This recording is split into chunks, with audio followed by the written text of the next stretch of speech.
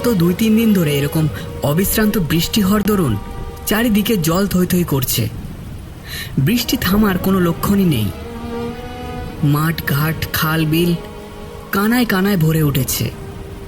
ক্রমশই গ্রামের মানুষের মনে দুশ্চিন্তার পাহাড় জমে উঠেছে। ঠিক এমন সময় নদীর বাঁধ ভেঙে গেল। ওরে সর্বনাশ হয়ে গেছে রে, নদীর বাঁধ ভেঙে গেছে, পালা সবাই পালা। যে যা নিতে পারলো সেটা সঙ্গে নিয়ে ঘর ছেড়ে পালাতে লাগলো উঁচু জায়গার আশ্রয়ের খোঁজে। এই ভয়ঙ্কর পরিস্থিতিতে গ্রামের স্কুল বাড়িটাই ছিল মানুষের একমাত্র আশ্রয়স্থল। মসলন্দপুর, তালতলা, কুটিপাড়া, কাটাবাগান, গোবিন্দগঞ্জ সব গ্রামগুলোই ছিল জলের তলায়। কত লোকজন, গবাদি পশু যে জলের স্রোতে ভেসে গেল তার হিসেব রইল না। যতদূর চোখ যায় শুধু জল আর জল। ঘোলা জলের মাঝে মাঝে কিছু তাল গাছ, নারকেল গাছ বা বড় বট গাছের শুধু মাথাগুলো জেগে আছে। সাধারণ মানুষের কষ্টের কোনো শেষ ছিল না। একেই তো বন্যা, তার উপর বৃষ্টি। স্কুল বাড়ির ছাদে ত্রিপল টাঙিয়ে প্রচণ্ড কষ্টের মধ্যে দিন কাটাতে বাধ্য হচ্ছিল গ্রামবাসীরা।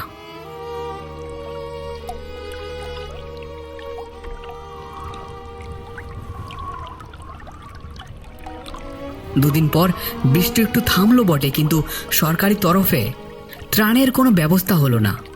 এই সময় পুরাণ ফাউন্ডেশনের সদস্য সোমনাথ ও সুখরঞ্জন বন্যা দুর্গতদের সাহায্য করবে বলে ঠিক করলো। ওরা আরও কয়েকজন সদস্যকে নিয়ে ত্রাণ সামগ্রী বন্টন করতে শুরু করলো। সুখরঞ্জন একটা মোটর চালিত বোটে কিছু শুকনো খাবারের প্যাকেট সাজিয়ে নিল। তালতলা পার হয়ে যাওয়ার সময় খাবারের প্যাকেটগুলো যেন একটু অস্বাভাবিকভাবে নড়ে উঠল।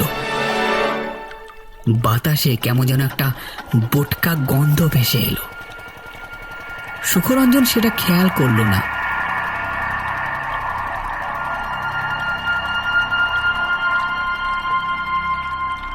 ওরা কুটিপাড়ায় পৌঁছে গেল। দয়া করে আপনারা সবাই লাইন দিয়ে দাঁড়ান। আপনাদের জন্য আনা খাবারগুলি সুষ্ঠুভাবে বন্টন করতে আমাদের সাহায্য করুন। খাবার পাওয়ার আশায় আর আনন্দে অভুক্ত মানুষগুলো চঞ্চল হয়ে উঠল। একে একে লাইনে দাঁড়ালো, কিন্তু খাবারের প্যাকেট খুলতেই সুখরঞ্জনের সহকারী অবাক হয়ে গেল।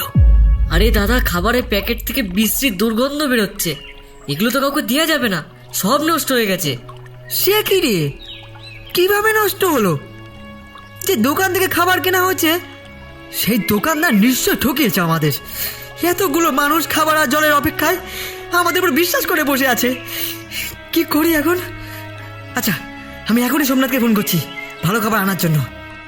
হ্যালো, হ্যাঁ হ্যালো সোমনাথ ভাই, বলছি এখানে যে খাবারের প্যাকেটগুলি আনা হয়েছে সবই পচা দুর্গন্ধযুক্ত।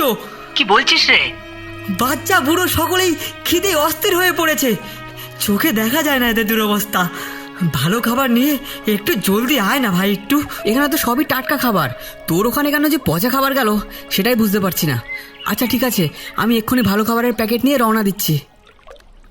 ভাই তুই এদিকটা সামলে নে, আমি কুটিপাড়া সুখরঞ্জনের কাছে যাচ্ছি। তালতলায় সব খাবার দিয়ে দেন বাবু, কুটির পাড়ায় নিয়ে গেলে কোনো লাভ হবে নি। আরে স্বার্থপরের মতো কথা বলো না। তোমরা তো তবু খাওয়ার জন্য কিছু পেয়েছো, কিন্তু কুটিপাড়ার কাউকে কিছু খাবার দেওয়া যায়নি। আমাকে এক্ষুনি যেতে হবে।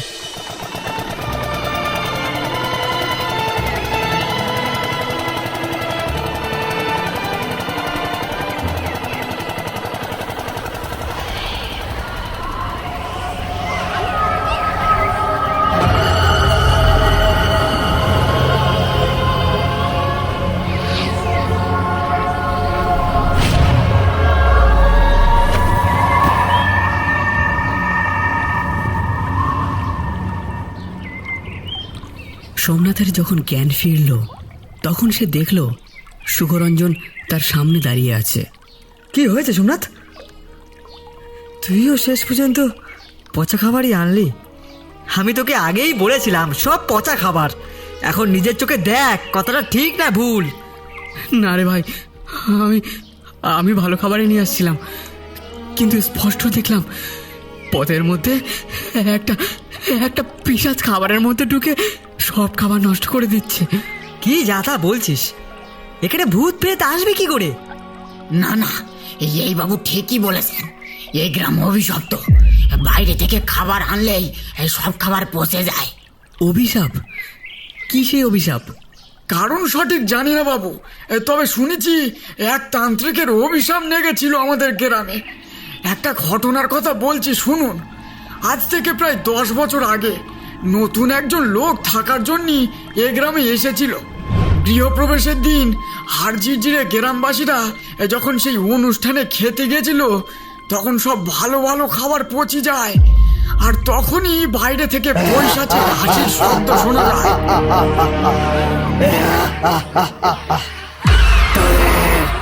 গ্রামের ওপর আমার অভিশাপ বলে গেছিস তোরা? গ্রামের বাইরে থেকে কোনো খাবার এলে তোরা তা খেতে পারবি না, সব পচা খাদ্যে পরিণত হবে। গ্রামের জমিতে চাষবাস করে যা ফসল উৎপন্ন করতে পারবি তাই তোরা খেতে পারবি, অন্য কিছু নয়। সেই পিশাচ তান্ত্রিকের অভিশাপের ফলস্বরূপ আমরা নিজেদের জমিতে চাষ করা ফসল আধ পেটা খেয়ে বেঁচে আছি। পিশাচ গ্রামকে ভালোবাসে, কিন্তু গ্রামবাসীদের নয়। আর এখন বন্যায় তো আমাদের সব ফসল নষ্ট হয়ে গিয়েছে। আমাদের এবার হয়তো না খেয়েই মরতে হবে। তা আপনারা এর কোনো বিহিতের চেষ্টা করেননি? বহু চেষ্টা বিফলে গেছে। তাছাড়া এই অভিশাপের জন্য এই গ্রামের অনেক অধিবাসীরাও দায়ী। তবে কেউ গ্রাম ছেড়ে পালাতে পারে না। কেউ এই গ্রাম ছেড়ে একদিনের বেশি বাইরে থাকলে সে আর বেঁচে থাকে না বাবু। এই কেমন অভিশাপ! মহা সমস্যায় পড়া গেল। এখন তোমাদের পেট ভরাবো কি করে? আমাদের গ্রামের বাইরে গিয়ে খাবার খেয়ে আবার ফিরে আসতে হবে আমাদের এই গ্রামে, তবেই আমরা বাঁচতে পারবো। আচ্ছা ঠিক আছে, তাই করব। জীবন বাঁচানোর স্বার্থে আমাদের এই দুরূহ কাজ করতেই হবে। তবে আর একটা কাজ আমি করব। কি কাজ বাবু? আমার একজন বন্ধু তন্ত্র সাধক, তাকে ডেকে নিয়ে এসে এই অভিশাপ খণ্ডনের ব্যবস্থা আমি করব। তাহলে তো খুব উপকার হয় বাবু। ভগবান আপনার মঙ্গল করবেন। আপনি তাকে ডেকে আনার ব্যবস্থা করুন। সোমনাথ আর সুখরঞ্জন কুটিপাড়ার গ্রামবাসীদের গ্রামের বাইরে নিয়ে গিয়ে খাবার খাইয়ে আবার গ্রামে ফিরিয়ে দিয়ে যেতে লাগলো। সোমনাথ তার বন্ধু শম্ভুনাথ তান্ত্রিকের কাছে গিয়ে সমস্ত ঘটনা জানালো। দেখ শম্ভু, আমি যা যা শুনেছি সবটাই তোকে বললাম। এবার সমস্যার সমাধান পুরোটাই তোর হাতে। সোমনাথ, তুই তো তন্ত্রে মন্ত্রে বিশ্বাস করতিস না, হঠাৎ আমাকে মনে পড়লো কেন তোর? আগে বিশ্বাস করার মতো কোনো প্রমাণই আমি পাইনি, কিন্তু চোখের সামনে যা দেখেছি তা অবিশ্বাস্য হলেও সত্যি। সুতরাং এর সমাধান তন্ত্র দ্বারাই সম্ভব। শম্ভুনাথ রাজি হলো।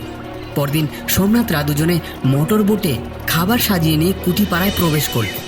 আর সঙ্গে সঙ্গে শুরু হলো সেই অলৌকিক কাণ্ড কারখানা। শম্ভুনাথ তান্ত্রিক মন্ত্র পড়তে পড়তে জল ছিটিয়ে দিতে লাগলো খাবারগুলোর উপর, কিন্তু কিছুতেই কোনো কাজ হলো না।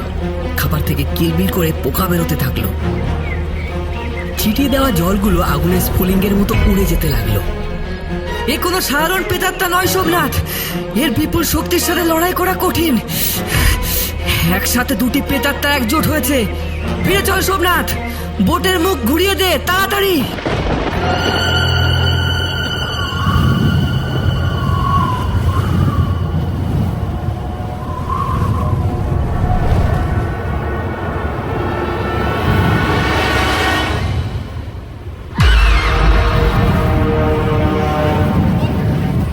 কে তুমি?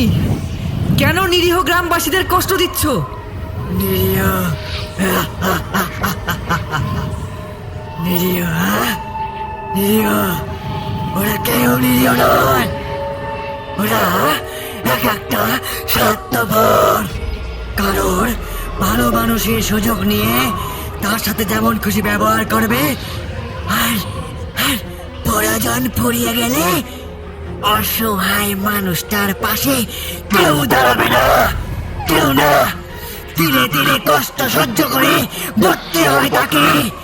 উপকারী অপকার ভুলে যায় ওরা। ওরা ওরা অকৃতজ্ঞ। কি এমন ঘটেছিল যার জন্য গ্রামবাসীদের অভিশাপ দিয়ে প্রতিশোধ নিচ্ছেন? এমনি এমনি অভিশাপ দিয়েছি।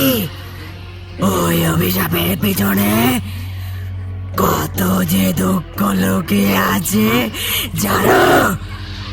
আমি হলাম মনতোষ ঠাকুর। আমি ছিলাম তান্ত্রিক। বৃদ্ধ বয়সে আমি পেশাগত কাজ ছেড়ে বাড়িতে বসে গেলাম। আমার স্ত্রী জীবিত ছিল না, একটি মাত্র ছেলে প্রিয়তোষ ছিল আমার একমাত্রই সম্বল। সে তন্ত্র মন্ত্র পছন্দ করত না, তাই সারা জীবন ধরে উপার্জিত টাকা পয়সা দিয়ে প্রিয়তোষকে একটা মুদিখানা দোকান করে দিয়েছিলাম।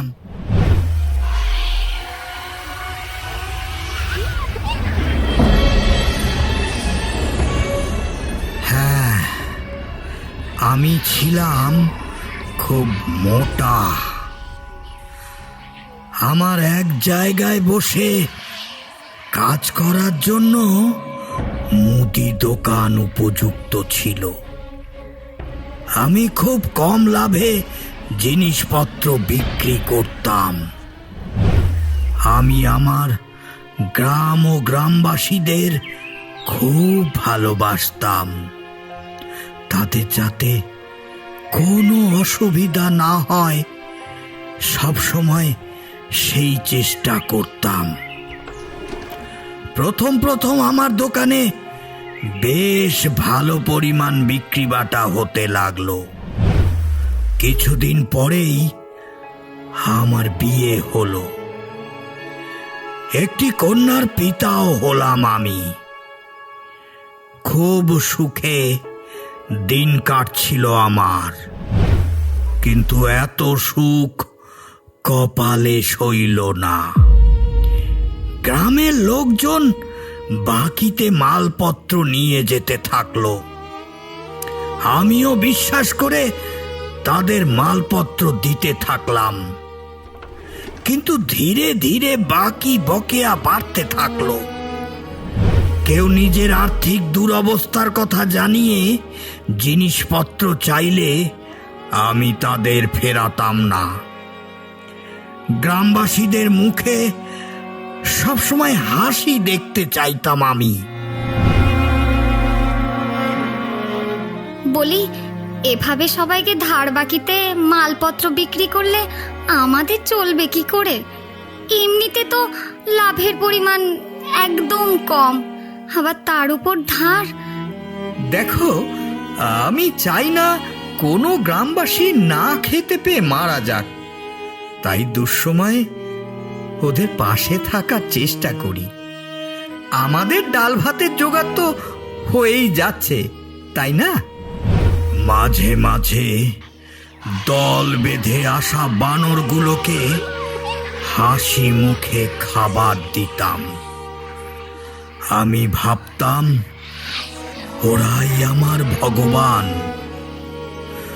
ওদের দয়াতেই আমার দোকানে খদ্দের আসবে। কিন্তু আধুনিকতা আমার বিপদ ডেকে আনলো। আধুনিকতা বিপদ ডেকে আনলো কেমন করে?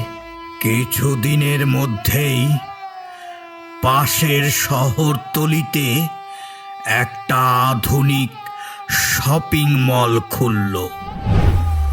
গ্রামের মানুষ বেশি ছাড় পাওয়ার লোভে সেখান থেকেই কেনাকাটা আরম্ভ করল। কৌতূহলবশত খোঁজ নিয়ে দেখলাম আমার দোকানের মতো একই মানের জিনিসপত্র শপিং মলে চকচকে প্যাকেটে বেশি দাম। আমার দোকানে বিক্রি একদম কমে গেল। গ্রামবাসীরা লুকিয়ে লুকিয়ে শপিং মলে যেতে থাকলো। যদি সামনাসামনি ধরা পড়ত তাহলে অজুহাত দেখাতো। কি গো দাদা, সব জিনিসপত্র শপিং মল থেকে কিনলে হবে? আমাকেও একটু দেখো। আরে যাবো দাদা যাবো, এই সবই তো তোমার কাছ থেকেই নিই বলো। হ্যাঁ, এই তোমার কাছে তো এই জিনিসটা ছিল না, তাই গিয়েছিলাম আর কি। আমার বউ আর ছেলেকে নিয়ে জামা কাপড় কেনাকাটার জন্য শপিং মলে গিয়েছিলাম, আর সেখানেই মুদিখানার সব কিছু পেয়ে গেলাম, তাই আর তোমার কাছে যাইনি। আবার গ্রামবাসীদের কাউকে কাউকে বকেয়া টাকার কথা বললেই রেগে উঠত। ওই তো কটা টাকা তুমি পাবে প্রিয়দা, তার জন্যই সকলের সামনে আমার কাছে তাগাদা করছো? আমি কি গ্রাম ছেড়ে চলে যাচ্ছি নাকি? আমি মুখের ওপর বেশি কিছু বলতে পারতাম না। আমি ভাবতাম শপিং মলে কেনাকাটার ছাড়ের সুযোগ বেশি পায় বলে হয়তো সেখানে যায়। আমার দোকানেও চটকদার প্যাকেট করা মালপত্র রাখতে শুরু করলাম। এমনকি শপিং মল থেকে নগদ টাকা দিয়ে জিনিসপত্র এনে রাখলাম, যাতে ওই জিনিসটা কেনার জন্য খদ্দের শপিং মলে না গিয়ে আবার আমার কাছ থেকে কিনে নেয়। ভেবেছিলাম